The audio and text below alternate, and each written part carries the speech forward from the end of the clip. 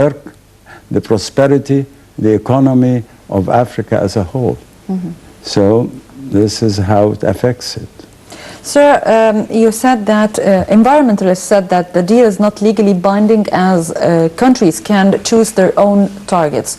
So is it fair enough to leave each country to work according to its best interest without forcing certain projects on, or measures on them? What I feel is that some countries will be hit hard by this treaty or this agreement. Why? Especially those who are selling oil and producing oil, for example. This is one of the things. They don't like it.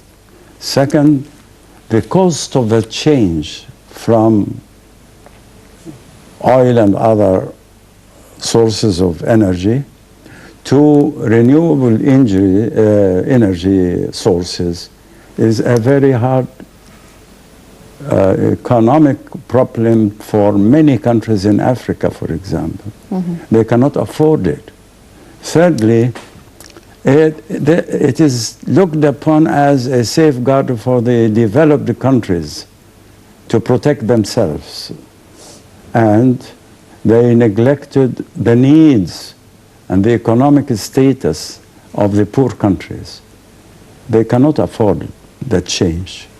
Though they promised to pay $100 billion, but starting on the year 2020.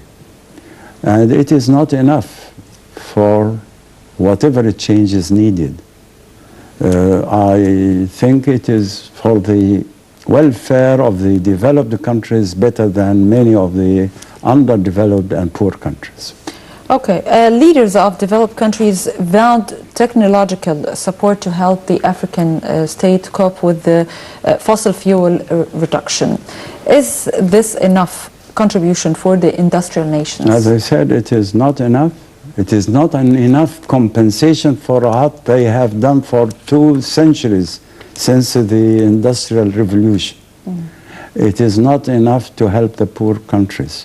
It is not enough to make the change to renewable energies and safe energy resources. It is not enough. Okay, experts said that power based on renewable energy sources could generate jobs and economic growth. How do you see that? Yeah, I see, but provided you can do it. Provided you have the finances to change and do it. If you don't have, so? Yeah, because clean energy will need considerable finance. That's right. Yeah. From where could Africa get such money? Well, as I said, the developed countries have promised in this kind of agreement to pay $100 billion by the year 2020. That's one source. But I think they should. And the African leaders said it is very little, it is not enough. Second, I think we have to consider what China has prophesied by South-South cooperation.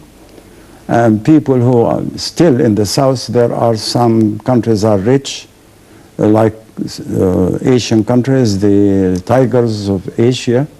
They can always help the poor countries in this respect. I think we have to join forces together, especially the southern countries, especially us, because they are the ones who are going to suffer most. Sir, do you believe that the African nations wasn't represented fairly in the climate change conference? I think they were represented, but their voice was very low, and the force of the developed countries and the big powers is much higher than any of the African poor and underdeveloped countries. Sir, what are the various alternatives to fossil fuels that could be a good generate energy and reduce carbon emissions? We have the sun. Africa has got a sun. And this is a gift from God that is very important as a source of energy. Second, we have the waste of agriculture, biogas, and other things which can help a lot in that. Thirdly, which I think is important too, is the nuclear power, nuclear energy. It is expensive, but it is good and offers a lot of prospects too. Sir, as you said, Africa is poor. It needs finance in order to face that dangers of climate change. How can Africa make a long-term plan with guaranteed finance to face the climate change? First of all, as I said, the big powers and the developed countries have to contribute more than what they promised. Second, the rich countries in the south should offer a lot of help. Thirdly, we have to diminish our needs for fossil energy in order to save money for the new and renewable energy resources. There is no other way. Why the world powers are not taking the climate change seriously as other matters? No, the developed countries are taking it now seriously. They have completely abused it over 2 centuries. They made the development they wanted. They gained whatever the riches they can, and now they are thinking like rich people, thinking of having a good climate for their existence. The poor countries have never used fossil for industry or an industrial revolution or anything. They didn't participate in causing the climate change. That's why I think, as a matter of compensation for what they have done, the developed countries must pay more and more for that reason. That's.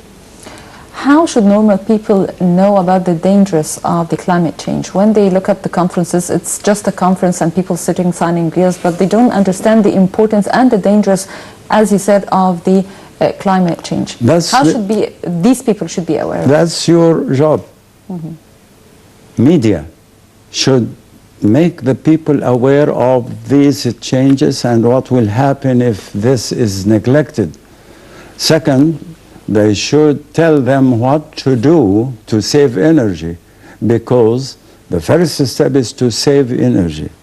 The first step is to diminish the use of fossil energy, and then to change. I think the media has a great role in that, together with all the possible ways in the mosques, in churches, in everything, in the many meetings that are going on. And you know, we have to make the people aware of the problems of this climate change. What are they going to suffer?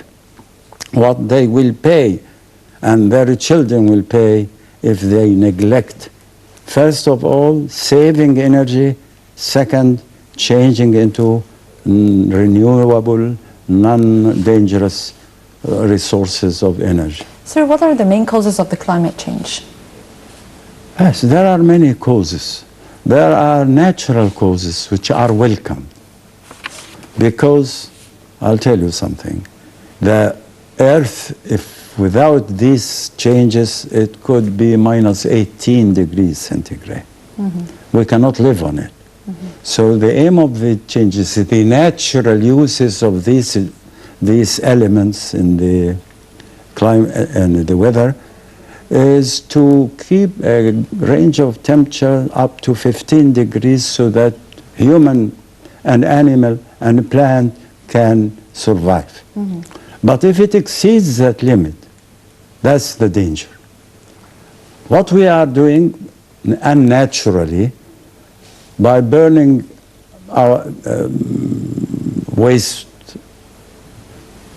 unnecessarily in the air, and secondly, by industry, and many industrial projects are causing excessive production of carbon dioxide, for example, which is one of the gases that can cause temperature rise. We participate as human beings in the change of climate. So there is a natural change which is needed, but the unnatural, which is helped a lot by burning all the trees in many areas, by unsafe industry, by unsafe means of transportation, by unsafe means of using excessive fossil energy at home, at offices, everywhere. We are adding to the problem this way.